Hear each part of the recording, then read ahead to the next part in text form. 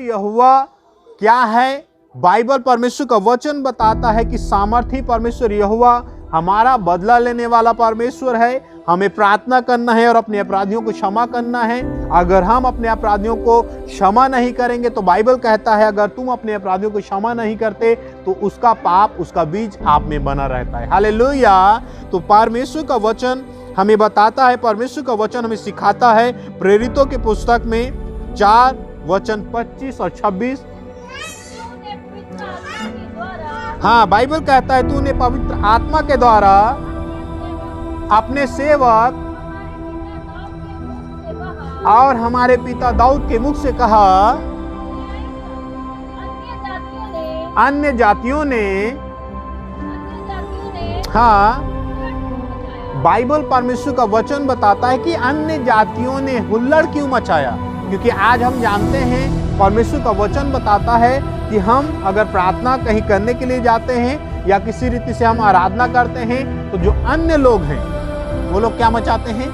हुल्लड़ मचाते हैं। हालेलुया। कि तुम ये क्या कर रहे हो, यहाँ पर प्रार्थना कर रहे हो, यहाँ पर यीशु यीशु बोल रहे हो, यहाँ पर हालेलुया बोल रहे हो। हालेलुया। परमेश्वर का वचन बताता है कि बहुत से लोग क्या करते हैं, अन्य जाति हुल्लड़ मचाते हैं और प्रभु के लोगों के विरुद्ध में खड़ा होते हैं। हाँ हाँ, बाइबल कहता है और देश देश के लोगों ने, बाइबल कहता है क्यों व्यर्थ बातें सोची। हाँ, बाइबल कहता है प्रभु और उसके लोगों और मसीह के विरुद्ध में, बाइबल कहता है पृथ्वी के राजा खड़े हुए। हाँ, बाइबल कहता है और जो हकीम है इस पृथ्वी के वो एक साथ इकट्ठे हो गए। हाँ हाँ हाँ हाँ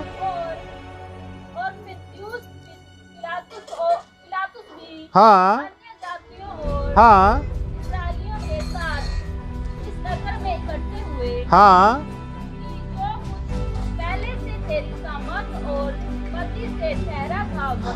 हालेलुया हालेलुया। परमेश्वर का वचन बताता है क्योंकि जो भी इस पृथ्वी पर हो रहा है बाइबल के आधार से हम देखें तो वह सब परमेश्वर के वचन ही के अनुसार हो रहा है। हालेलुया। अगर कोई व्यक्ति आपके विरुद्ध में खड़ा होता है, परमेश्वर के वचन के विरुद्ध में खड़ा होता है, तो बाइबल परमेश्वर का वचन बताता है कि वो भी एक परमेश्वर की तरफ से एक योजना है आपको परखने के लिए। हालेलुया। आपको जांचने के लिए, क्योंकि सोना को क्या करता है? आग की भट्टी में डालता है उसको परखने के लिए कि असली है या नकली है। हालेलुया।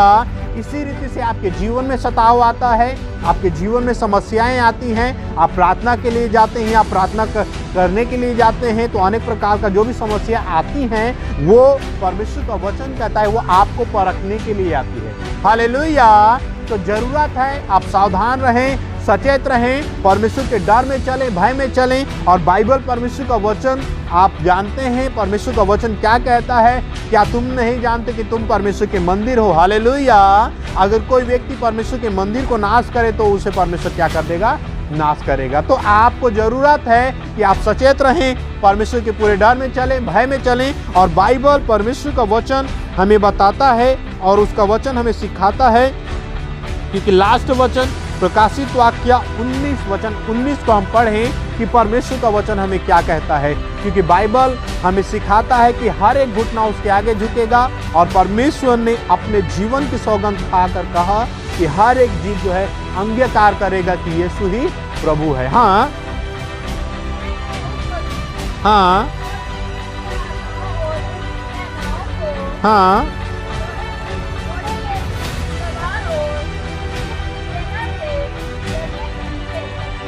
हाँ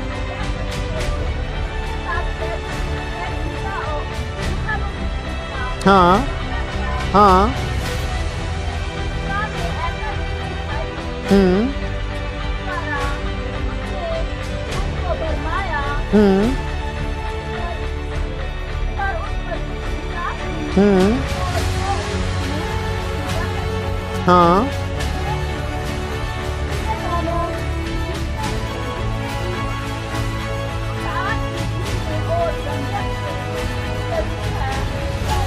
हालेलुया। परमेश्वर का वचन यहाँ बताता है, फिर मैंने उस पशु और पृथ्वी के राजाओं और उन सेनाओं को उस घोड़े के सवार और उसकी सेना से लड़ने के लिए इकट्ठा देखा। परमेश्वर का वचन बताता है क्योंकि इस पृथ्वी पर जो झूठा भविष्य दुखता है, हालेलुया, जो झूठा मसीह इस पृथ्वी पर है, परमेश्वर का वचन बताता है क्योंकि वो आपस में लड़ने के लिए इकट्ठे होते हैं, हालेलुया।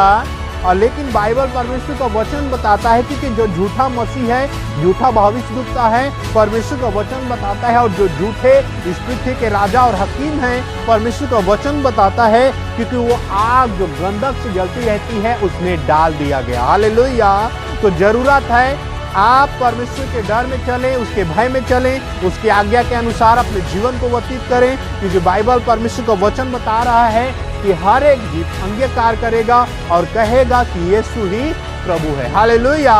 और हर एक घुटना उसके आगे झुकेगा। तो जरूरत है कि हमें परमेश्वर के वचन के अनुसार बाइबल जैसे हमें सिखाता है, और तीमुथियुस की पुस्तक में परमेश्वर का वचन हमें बताता है क्योंकि ऊंचे पद वालों के लिए, राजाओं के लिए और बड़े बड़े जो ऊंचे पद वाले हैं उनके लिए हमें क्या करना है, प्रार्थना करना है, क्योंकि बाइबल कहता है कि तुम सुख और चैन के साथ अपने जीवन को निर्वाह कर सको, हालेलुया।